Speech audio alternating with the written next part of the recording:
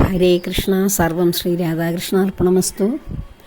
ഇന്ന് നിർജ്ജല ഏകാദശിയാണല്ലോ. ഇന്നലെ മുതലേ എല്ലാ പ്രിയപ്പെട്ടവരും വ്രതത്തിലായിരിക്കുമെന്നറിയാം. അപ്പോൾ ഭഗവാന്റെ അനുഗ്രഹങ്ങൾ സമൃദ്ധമായി ഉണ്ടാകുവാൻ ഈ ഏകാദശി കാലഘട്ടങ്ങളിൽ നമ്മളെ ഓരോരുത്തരെയും ഭഗവാൻ അനുഗ്രഹിക്കട്ടെ.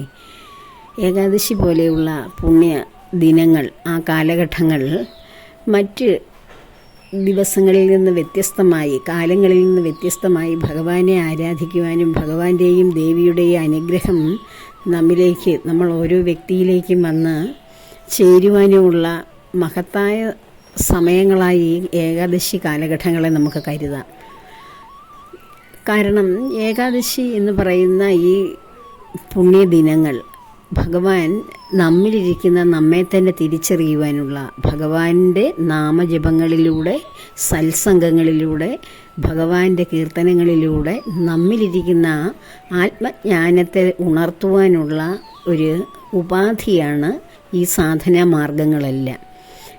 കലിയുഗത്തിൽ തപസ് എന്ന് പറയുന്നത് വ്രതാനുഷ്ഠാനങ്ങളാണ്. ആ വ്രതങ്ങളിൽ വെച്ച് ഏറ്റവും ശ്രേഷ്ഠമായതും വളരെ വേഗം തന്നെ ആത്മസാക്ഷാത്കാരത്തിന് ഉതകുന്നതും നമ്മുടെ ജന്മാന്തര പാപങ്ങളിൽ നിന്ന് നമ്മെ രക്ഷിക്കുകയും ഭൗതിക ജീവിതത്തെ വളരെ അനായാസമായി മുന്നോട്ട് കൊണ്ടുപോകുവാൻ സാധിക്കുന്നതുമാണ് ഏകാദശി വ്രതം. ഈ ഭൗതിക ജീവിതത്തിൻ്റെ ദുരിതങ്ങൾ, ദുഃഖങ്ങൾ, സമാധാനക്കുറവുകളിൽ നിന്നൊക്കെ രക്ഷപ്പെടുവാൻ നമുക്ക് ഈശ്വര സാക്ഷാത്കാരമാണ് ആവശ്യമായി വേണ്ടത്. ആ ഈശ്വര സാക്ഷാത്കാരത്തിന് ഏറ്റവും അനുഭവ ഗുണമുള്ള സമയമാണ് ഏകാദശി കാലഘട്ടങ്ങൾ. നമ്മുടെ ജീവിതത്തിൽ നാം ചെയ്തു പോയിട്ടുള്ള അനേകം കർമ്മങ്ങൾ, അല്ലെങ്കിൽ അത് മറ്റുള്ളവർക്ക് വിഷമമുണ്ടാക്കുന്ന വാക്കുകളോ പ്രവൃത്തികളോ ഒക്കെ നാം ചെയ്തിട്ടുണ്ടാകാം. കാരണം ഒരു പല ജന്മങ്ങളുടെ ഒരു ബാക്കിപത്രമാണ് നാം അനുഭവിക്കുന്ന ഇപ്പോഴത്തെ ഈ ജീവിതം. ഈ ജീവിതം എന്ന് പറയുന്നത് തന്നെ ഞാൻ മുൻപ് പറഞ്ഞിട്ടുള്ളതുപോലെ നമ്മൾ അനുഭവിക്കുന്നു എന്ന് ഉള്ളൊരു തോന്നൽ മാത്രമാണ്. ഇന്ദ്രിയങ്ങളിലൂടെ കിട്ടുന്ന അനുഭവവേദ്യമായിട്ടുള്ള സാഹചര്യങ്ങളിലൂടെ നമുക്ക് ഈ ജീവിതം അനുഭവിക്കുന്നു എന്ന ഒരു തോന്നൽ മാത്രമാണ് നമുക്കുണ്ടാകുന്നത്. അപ്പോൾ ഈ ജീവിതം നമ്മൾക്ക് അനുഭവിക്കുന്നു എന്ന് തോന്നുമ്പോൾ തന്നെ നമുക്കത് നല്ല അനുഭവ ഗുണങ്ങൾ ഉണ്ടാകുവാൻ വേണ്ടി നേരത്തെ നാം ചെയ്തു വെച്ചിരുന്ന കർമ്മങ്ങളുടെ ഫലങ്ങൾ നമ്മുടെ ജീവിതത്തിലേക്ക് കടന്നു വന്ന് തടസ്സമായി നിൽക്കാതെ, മുന്നോട്ടുള്ള പ്രയാണത്തെ തടസ്സപ്പെടുത്താതെ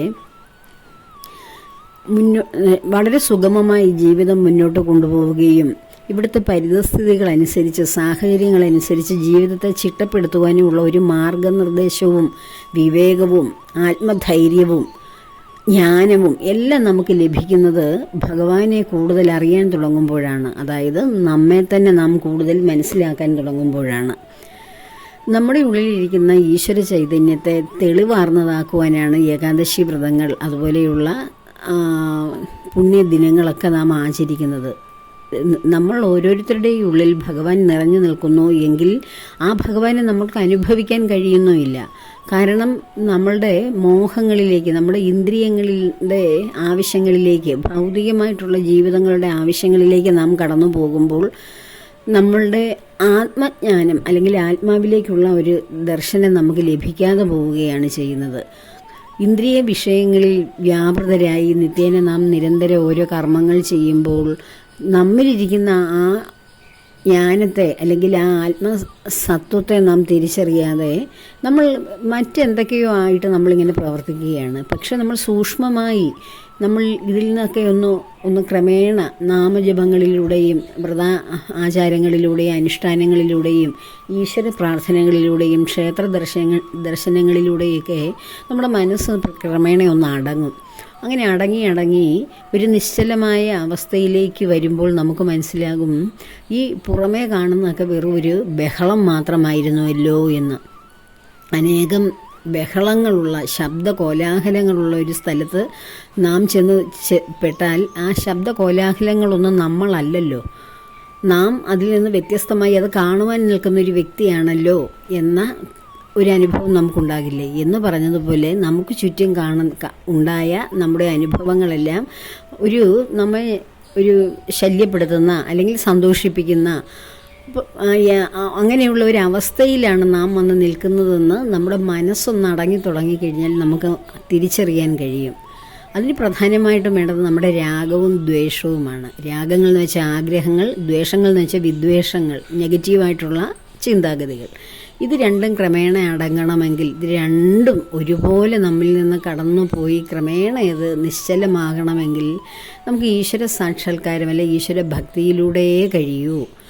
കാമ്യഭക്തിയേക്കാൾ വളരെ വലുതാണ് പരാഭക്തി.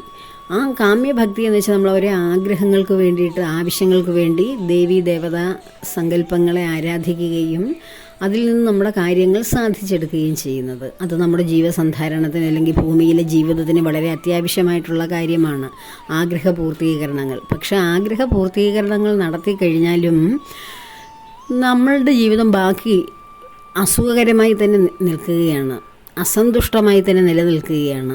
അപ്പോൾ അതിനെന്ത് ചെയ്യും?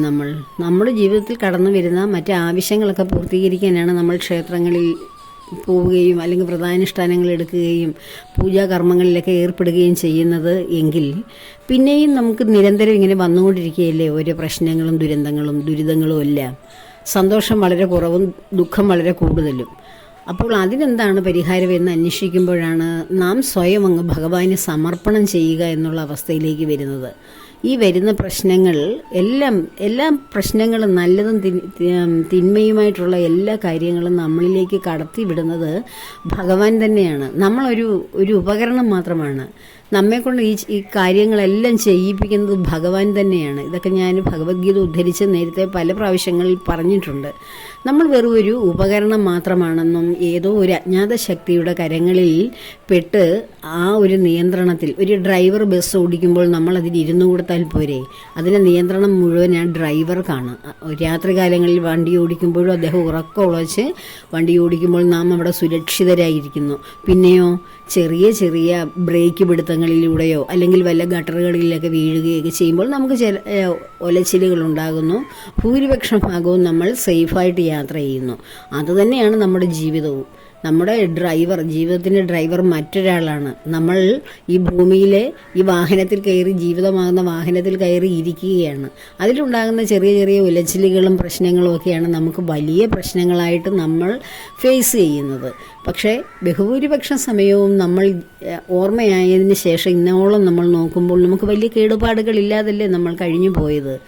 അപ്പോൾ ഒരാളുടെ കയ്യിൽ, ആ ഡ്രൈവറുടെ കയ്യിൽ, ജീവിതത്തിൻ്റെ നിയന്ത്രണം വഹിക്കുന്ന ആ ആളിൻ്റെ കയ്യിൽ നമ്മൾ ജീവിതത്തെ ഏൽപ്പിച്ചു വെച്ചിരിക്കുകയാണ്. നമ്മളല്ല ഏൽപ്പിച്ചത്, അദ്ദേഹം ഏറ്റെടുത്തിട്ട് ആ വാഹനത്തിൽ നമ്മളെ കയറ്റി കൊണ്ടുപോവുകയാണ്. അല്ലാതെ നമ്മൾ ചെന്ന് എന്നെ ഒന്ന് രക്ഷിക്കൂ എന്ന് പറഞ്ഞല്ലല്ലോ ഭഗവാന്റെ കയ്യിലോട്ട് നമ്മൾ വന്ന്. നമ്മളിവിടെ ഭൂമിയിൽ അമ്മയുടെ ഉദരത്തിൽ ഉരുവാകുന്നതിന് മുമ്പേ തന്നെ ഭഗവാൻ നമ്മെ അറിഞ്ഞിരിക്കുകയും നമുക്ക് ചെയ്യേണ്ട റോഡുകൾ ചിട്ടപ്പെടുത്തി വെച്ചിരിക്കുകയും ചെയ്യുന്നു.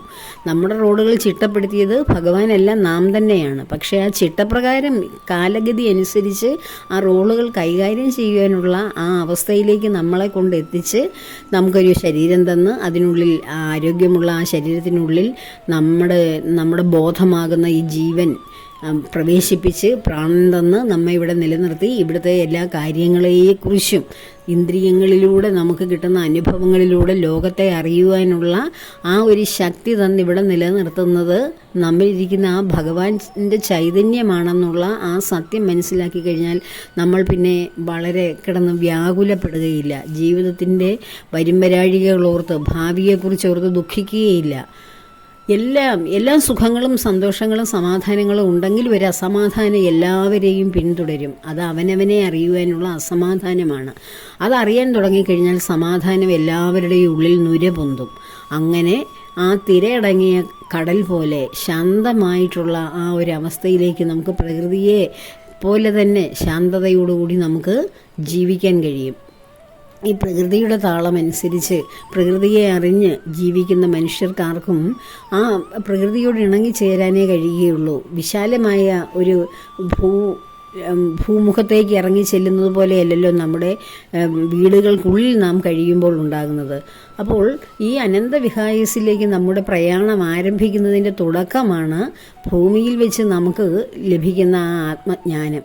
നമ്മുടെ ആത്മാവ് എന്ന് പറയുന്ന ആ ശക്തി, നമ്മളെ നിലനിർത്തുന്ന ആ തേജസ്, ആ വെളിച്ചം, ആ വിവേകം, ആ അറിവ് എല്ലാം ഇപ്പോഴും മരണാനന്തരവും ശരീരം വിളവെച്ച് നഷ്ടപ്പെട്ടു പോയാലും മരണാനന്തരവും നമുക്ക് അത് ആ ബോധം അങ്ങനെ തന്നെ നിലനിൽക്കുന്നുണ്ട്. നമ്മുടെ നിശ്ചേഷ്ടമായ ശരീരമാണ് ഇവിടെ മണ്ണിനോട് ചേരുകയോ അഗ്നിക്കിരയാവുകയൊക്കെ ചെയ്യുന്നത്. അതിനുശേഷവും ആ കർമ്മം ചെയ്യാൻ ഉപയോഗിച്ച ശരീരം ഇവിടെ ഉപേക്ഷിച്ചിട്ട് പുതിയ ആയുധങ്ങൾ, കർമ്മഭൂമിയിലേക്ക് വേണ്ടി പുതിയ ആയുധങ്ങളോ പുതിയ വസ്ത്രങ്ങളോ ഒക്കെ എടുത്ത് നമ്മുടെ ശരീരം അണിയുക എന്ന ആ കർമ്മം തന്നെയാണ് നമ്മുടെ ആത്മാവ് വീണ്ടും വീണ്ടും ചെയ്തുകൊണ്ടിരിക്കുന്നത്. അങ്ങനെ അനേക നൂറ്റാണ്ടുകളിലൂടെ എല്ലാവരും സഞ്ചരിച്ച ആ പാത തന്നെയാണ് നമ്മളും തുടരുന്നത്.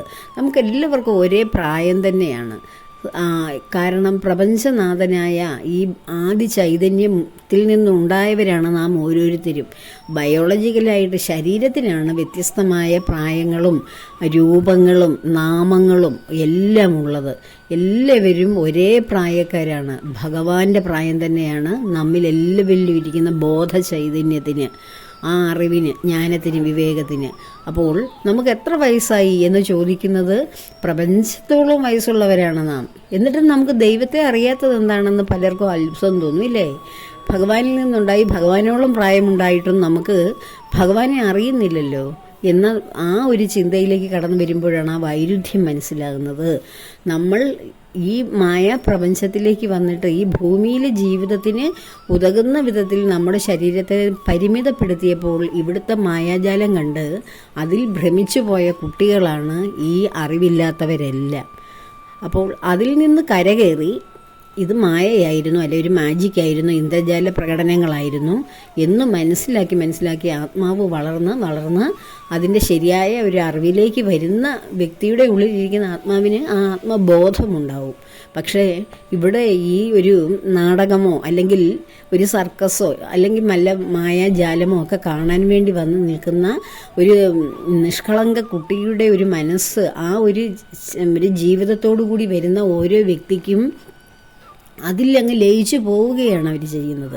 അതിനപ്പുറം ഒരു ലോകം ഉണ്ട്, അല്ലെ മറ്റ് കണ്ണുകൊണ്ട് കാണാത്തതും ചെവി കൊണ്ട് കേൾക്കാത്തതും ഇന്ദ്രിയങ്ങൾ കൊണ്ട് അനുഭവിക്കാൻ കഴിയാത്തതിനപ്പുറവും ഇപ്പുറവും ഒക്കെ കാലമുണ്ട് എന്ന് നമുക്ക് അറിഞ്ഞുകൂടാ. നമ്മൾ ഉണ്ടെങ്കിൽ തന്നെ അതിനെ അന്ധവിശ്വാസം എന്ന് പറയും. അന്ധവിശ്വാസം എന്ന് വെച്ചാൽ ഒരു പരിധിയില്ലാതെ നമ്മൾ അങ്ങ് അജ്ഞാനത്തോടു കൂടി അല്ലെങ്കിൽ ജ്ഞാനമില്ലാതെ, യുക്തിയില്ലാതെ, റീസൺ ഇല്ലാതെ വിശ്വസിക്കുന്നതിനെയാണ് അന്ധവിശ്വാസം എന്ന് പറയുന്നത്. പക്ഷേ അതിനൊരു റീസണുണ്ട്. നമ്മുടെ ചതുർയുഗങ്ങൾ ആരംഭിക്കുകയാണ്.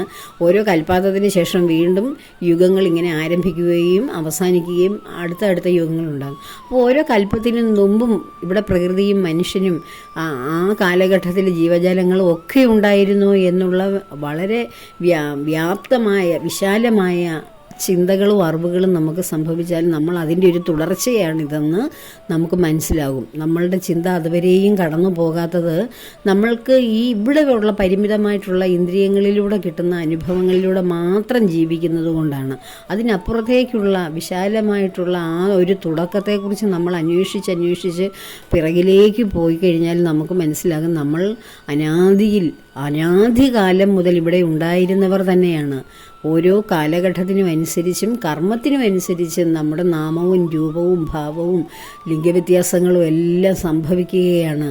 നമ്മളിരിക്കുന്ന ബോധം അനന്തകോടി വർഷങ്ങൾക്ക് മുമ്പ് അന്തമില്ലാത്ത ആ ആദിമ ചൈതന്യത്തിൻ്റെ ഭാഗം തന്നെയാണ് എന്ന് നമുക്ക് പിന്തിരിഞ്ഞ് മുന്നോട്ട് പോകുവാൻ നമുക്ക് സാധിക്കും. ഇതിൻ്റെ ഒരു തുടർച്ചയാണ് ഇനിയും നമ്മൾ അനുഭവിക്കുന്ന അടുത്ത നമ്മുടെ ഈ മനുഷ്യജന്മത്തിന് ശേഷം നമ്മൾ വീണ്ടും അനുഭവിക്കുന്ന ജന്മങ്ങളോ അല്ലെങ്കിൽ വീണ്ടും തിരിച്ചു വരുന്ന മനുഷ്യജന്മങ്ങളോ എല്ലാം ഒരു യാത്രയുടെ ആ ഇടയ്ക്കുള്ള ഒരു സ്പേസാണ് ഈ പരസ്പരമുള്ള ഈ കൂടിച്ചേരലും ഈ ജീവിതവും ഈ ഭൂമിയിലെ ഈ ജീവിതവുമൊക്കെ. ഇത് ഒരു അനന്തമായ ആത്മാക്കളുടെ ഒരു സഞ്ചാരമാണ്. കുറേ ആത്മാക്കൾ അവനവൻ്റെ കർമ്മമനുസരിച്ച് പല ശരീരങ്ങൾ സ്വീകരിക്കുന്നു. ചിലർ മറ്റു പല രൂപങ്ങളിലും ജീവജാലങ്ങളുടെ ചുറ്റിനും നമുക്ക് ചുറ്റിനും നാം വെള്ളം കൊടുക്കുകയും വളമിടുകയും ചെയ്യുന്ന വൃക്ഷങ്ങളായോ, അല്ലെ നാം ആഹാരം കൊടുക്കുന്ന, വളർത്തുന്ന, സ്നേഹം കൊടുക്കുന്ന നമ്മുടെ പെറ്റ് ആനിമൽസായോ, അല്ലെങ്കിൽ നമുക്ക് നമ്മുടെ പരിസരത്ത് വന്ന് നാം കൊടുക്കുന്ന ഭക്ഷണം കഴിക്കുന്ന പക്ഷികളായോ ഒക്കെ നമ്മളുമായിട്ട് ബന്ധപ്പെട്ട ജീവാത്മാക്കൾ തന്നെയാണ് മറ്റ് മൃഗങ്ങളുടെയോ മൃഗങ്ങളുടെയോ പക്ഷികളുടെയോ വൃക്ഷങ്ങളുടെയൊക്കെ രൂപത്തിൽ നമ്മുടെ പരിസരത്തെല്ലാം കാണുന്നത്. അവർക്കെല്ലാം പറയാനൊരു കഥയുണ്ടാകും, ഒരു ജീവിതമുണ്ടാകും. പക്ഷേ അതാത് കാലഘട്ടങ്ങളിൽ നാം ചെയ്യുന്ന കർമ്മങ്ങളനുസരിച്ചാണ് നമ്മൾ ഫലവൃക്ഷമായോ ചെടികളായോ അല്ലെങ്കിൽ പുല്ലുകളായോ പുഴുക്കളായോ കൃമികളായോ ഒക്കെ എത്രയോ ജീവിക്കുന്നത്. നമ്മുടെ പൂന്താനം നമ്പൂതിരിയുടെ ജ്ഞാനപ്പാനയിലുണ്ട്. എത്രയോ വർഷങ്ങൾ മലത്തിൽ ജീവിച്ചു, എത്രയോ വർഷങ്ങൾ മണ്ണിൽ ജീവിച്ചു, എത്രയോ വർഷങ്ങൾ മറ്റു പല ജീവജാലങ്ങളുമായിട്ടും ജീവിച്ചു. അമ്മയുടെ ഉദരത്തിൽ ഒരു 9-10 മാസക്കാലം ജീവിച്ചു. അത് കഴിഞ്ഞ് കുട്ടിയായിട്ട് 10-12 വർഷം 12 വർഷത്തോളം കടന്നുപോയി. അപ്പോഴെല്ലാം നമുക്ക് എന്തെങ്കിലും ബോധമുണ്ടോ? പിന്നെ കിട്ടുന്ന ഒരു ബോധമെന്ന് വെച്ചാൽ യൗവനത്തിലും വാർദ്ധക്യം വരെയും ബോധം നഷ്ടപ്പെടാതെയുള്ള സമയത്ത് മാത്രം അനുഭവിക്കുന്നതാണ്. ആ ബോധമുള്ള സമയത്ത് വേണം നമ്മൾ നമ്മുടെ കർമ്മങ്ങൾ, നമ്മൾ ആരായിരുന്നു എന്നും ആരാണെന്നും എന്തിനാണ് ഇവിടെ എത്തിയതെന്നും എങ്ങനെയാണ് ഇവിടെ എത്തിയതെന്നും ആരാണ് നമ്മളെ എത്തിച്ചതെന്നും എന്തിനു വേണ്ടിയാണ് നമ്മളിവിടെ ഈ രൂപത്തിൽ എത്തിയതെന്നും ഒക്കെയുള്ള ചോദ്യങ്ങൾക്ക് ശാസ്ത്രത്തിന് ഉത്തരം തരാൻ കഴിയില്ല. നമ്മൾ എപ്പോൾ ജനിക്കുമെന്നോ അല്ലെ എപ്പോൾ മരിക്കുമെന്നോ ശാസ്ത്രത്തിന് പറയാൻ കഴിയുമോ? ഒരു ജീവനെ പിടിച്ചു വയ്ക്കുവാൻ ശാസ്ത്രത്തിന് കഴിവുണ്ടോ? അല്ലെങ്കിൽ നഷ്ടപ്പെടാൻ പോകുന്ന ജീവനെ വീണ്ടും കുറേ കാലം കൂടെ ജീവിപ്പിക്കാൻ ശാസ്ത്രത്തിന് കഴിയുമോ? ഇല്ല. അപ്പോൾ ഇതിനൊക്കെ ഈ അനന്തമായിട്ടുള്ള അല്ല അജ്ഞാതമായിട്ടുള്ള ഉത്തരങ്ങൾക്ക് പിന്നിലുള്ള ഒരു ശക്തി വിശേഷം ഈ പ്രപഞ്ചത്തെ നിലനിർത്തുകയും പ്രപഞ്ചത്തിനപ്പുറമുള്ള ആ ബ്രഹ്മത്തെ പൂർണ്ണമായും ഉൾക്കൊള്ളുകയും ചെയ്യുന്നു എന്ന തത്വം അറിയുമ്പോൾ നാം നമ്രശിരസ്കരായി ഈ പ്രകൃതി മാതാവിൻ്റെ മുമ്പിൽ, നമ്മുടെ ഉള്ളിലിരിക്കുന്ന ആ പരമാത്മാവിൻ്റെ മുമ്പിൽ നാം നമ്രശിരസ്കരായി സാഷ്ടാംഗം പ്രണമിക്കും. നമ്മുടെ മനസ്സവിടെ നിശ്ചലമാകും. നമ്മുടെ മനസ്സിന് ശാന്തത കിട്ടും. അജ്ഞാതമായ ഒരു കരങ്ങളാൽ നിയന്ത്രിക്കപ്പെടുന്ന വെറും ചെറിയ ശക്തികൾ മാത്രമാണ് നാം ഓരോരുത്തരും. ആ ശക്തിയുടെ ചൈതന്യം എപ്പോഴാണോ ഈ ജഡത്തിൽ നിന്ന് വേർപെടുന്നത്, അപ്പോൾ ഇത് വെറും ജഡമായി മാറുകയും അതുവരെയും ഇത് നിലനിർത്തിക്കൊണ്ട് പോയ ആ മഹാശക്തിയെ ഓർത്ത് നാം സ്തുതിക്കുകയും ചെയ്യും. അപ്പോൾ ഇങ്ങനെയുള്ള നല്ല ദിവസങ്ങൾ, ഏകാദശി ദിവസങ്ങളിൽ നമുക്ക് ജ്ഞാനമുണ്ടാകുവാൻ വേണ്ടി, നമ്മളിലിരിക്കുന്ന ശക്തി ആരാണെന്ന് തിരിച്ചറിയുവാൻ വേണ്ടി ഭഗവാൻ നമ്മെ നയിക്കുന്ന ഏക ചൈതന്യമാണെന്നുള്ള ബോധത്തോടു കൂടി ഓരോരുത്തരും പ്രവർത്തിക്കുവാൻ കഴിയണം. നമുക്ക് ഓരോരുത്തർക്കും ആ ഒരു ബോധം ലഭിക്കുകയാണെങ്കിൽ നമ്മുടെ ജീവിതം, മുന്നോട്ടുള്ള ബാക്കി ജീവിതം സമാധാനവും ശാന്തിയോടെയും സ്വസ്ഥതയോടെയും കൊണ്ടുപോകാൻ കഴിയും. ഇതൊന്നും നമ്മളല്ലെന്നും ഇതിനപ്പുറമാണ് നമ്മളെന്നും ഇതിനെ എല്ലാം അതിജീവിക്കാനുള്ള ശക്തി നമ്മിൽ തന്നെ ഉണ്ടെന്നും, പക്ഷേ ആ ശക്തി എന്താണെന്ന് കണ്ടെത്താതെ തിരിച്ചറിയാതെ അന്ധകാരത്തിൽപ്പെട്ട് ഉഴലുന്ന, മഹാവനത്തിൽപ്പെട്ട് വഴി കാണാതെ അലയുന്ന, സമുദ്രത്തിൽപ്പെട്ട് കൈകാലിട്ടടിക്കുന്ന അങ്ങനെയുള്ള ഒരു വിഭാഗമായി നമ്മുടെ അജ്ഞത നമ്മളെ കൊണ്ട് ചെന്ന് എത്തിച്ചിരിക്കുന്നു. അപ്പോൾ അതിൽ നിന്ന് മോചനം ലഭിക്കുവാൻ ഓരോ ഭക്തർക്കും ഏകാദശി പോലെയുള്ള പുണ്യ കാലഘട്ടങ്ങൾ, ഈ മഹാവ്രതങ്ങൾ എല്ലാവരെയും അനുഗ്രഹിക്കട്ടെ. അതിനുവേണ്ടിയുള്ള ആത്മസാക്ഷാത്കാരമാണ് ഒരു വ്യക്തിയുടെ ജീവിതത്തിലെ ഏറ്റവും ആദ്യവും അന്തവുമായിട്ടുള്ള ലക്ഷ്യം. എന്തും നേടിക്കോളൂ, എന്തും അനുഭവിച്ചോളൂ, അതിൻ്റെ പിന്നിൽ അല്ലെങ്കിൽ അത് അനുഭവിപ്പിക്കാൻ എന്നെ സഹായിക്കുന്ന ഏകശക്തി ഈശ്വര ചൈതന്യം എന്നിൽ നിലനിൽക്കുന്നത് ആണെന്നുള്ള പരമമായ സത്യം മനസ്സിലാക്കിക്കൊണ്ട് എന്തും അനുഭവിക്കാം, എന്തും നേടാം, എല്ലാം ഭഗവാന്റെ ഇംഗിതമനുസരിച്ച് ഞാൻ ചെയ്യുന്നു എന്ന ബോധം അപ്പോൾ നമുക്ക് വരികയും നമ്മൾ നേടുന്നതിനോടും നമ്മൾ ബന്ധപ്പെടുന്നതിനോടും നമ്മുടെ സാഹചര്യത്തോടും നമ്മൾ ഒട്ടിപ്പിടിക്കാതിരിക്കുകയും ചെയ്യും. അങ്ങനെയുള്ള ആ അമിതമായിട്ടുള്ള അറ്റാച്ച്മെൻ്റ് ആകാം, പക്ഷേ അത് നമ്മുടെ ഈശ്വര ചൈതന്യം നമ്മുടെ ഹൃദയത്തെ മറയ്ക്കുന്ന അറ്റാച്ച്മെൻ്റ് ഉണ്ടാകാൻ പാടില്ല. നമ്മൾ ഭൂമിയിലെ ആ ഒരു പിടുത്തത്തിൻ്റെ പിന്നാലെ, ആ വള്ളിയുടെ പിന്നാലെ നമ്മൾ ഇന്ദ്രിയങ്ങൾ വലിക്കുന്ന വഴിയിലേക്ക് നാം പോകാൻ പാടില്ല.